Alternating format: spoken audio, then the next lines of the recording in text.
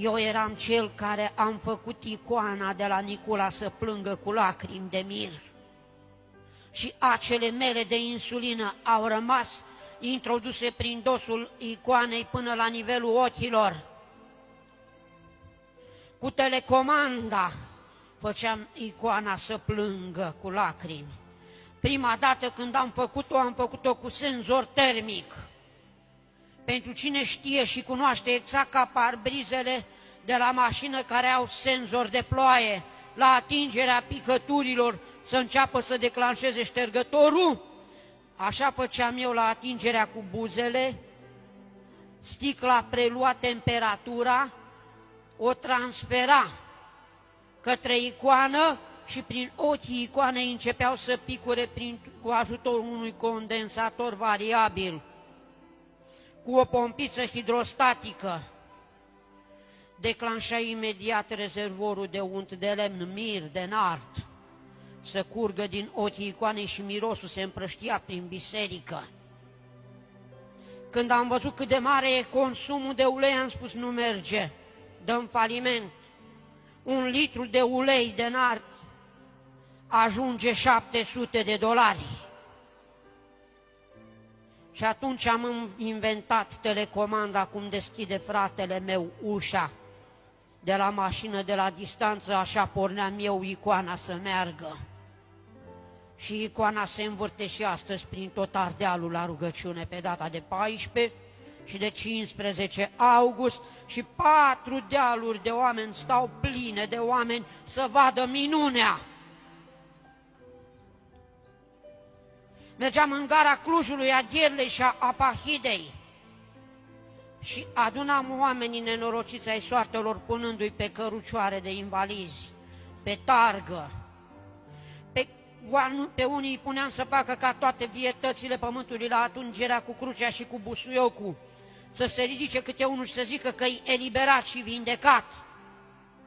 Și omul ăla n-avea treabă cu niciun duh de boală, se bucura pentru un ban în mână și o ciorbă caldă. Hristos Domnul, pentru toate lucrurile acestea, mă ținea sub apăsarea bolii, că nu-și împarte Dumnezeu slava cu oamenii și nu acceptă Dumnezeu să-i fie îmbrăcat harul în desfrânare.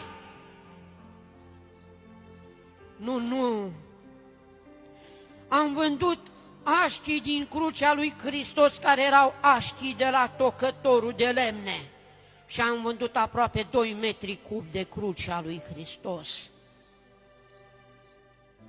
Și Dumnezeu a apăsat cu mână tare asupra mea, chiar și în mijlocul mănăstirii. Am făcut ceea ce nimeni n-ar fi făcut. Astăzi aici eu nu vorbesc împotriva unei religii. Viu e Domnul.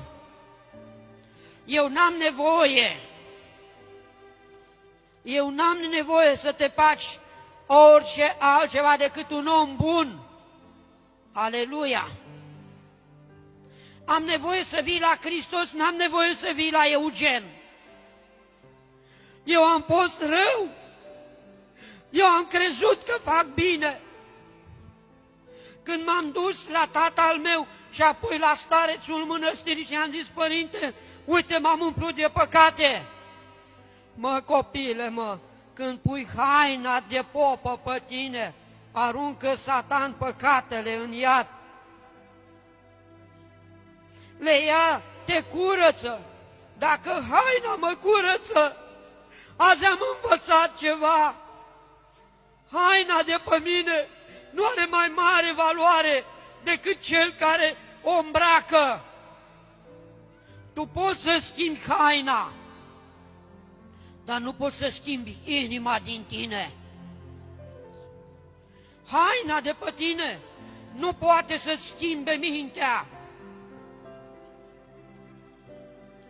Multă vreme am crezut că haina mea de popă mă face bun, când de fapt mă făcea rău. Oamenii mergeau pe lângă mine și îmi spuneau: să rămână, părinte, dar nu știau că părintele lor îi dependent de alcool. Mă trezeam dimineața și plângeam. Și oamenii veneau și îmi sărutau mâinile.